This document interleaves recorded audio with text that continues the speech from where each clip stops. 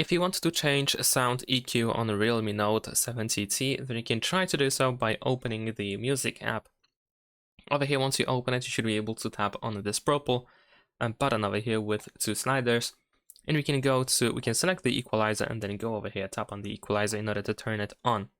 And now as you can see, we have the sliders that allows us to adjust the EQ of the audio. We can also go to presets in order to try to use one of these presets if you don't really know what to do with these sliders.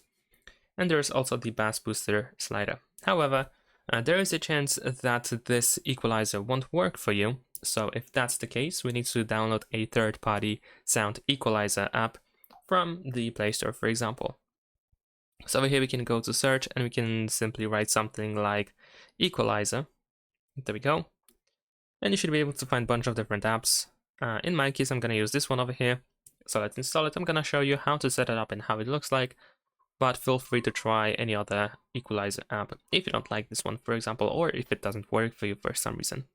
So let's open it.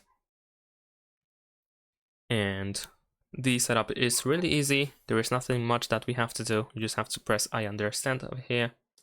You might see an ad in the meantime, but of course we can close it shortly after that. If you see this free trial, we don't have to agree to it. We can just press on this X over here in the top left corner.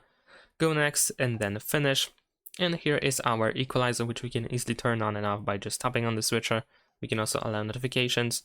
We have different presets over here that you can use. You can enable the bass boost, we can change the loudness, and use virtualizer, and so on. So you can try this one out as well. Thanks for watching, leave a like and subscribe.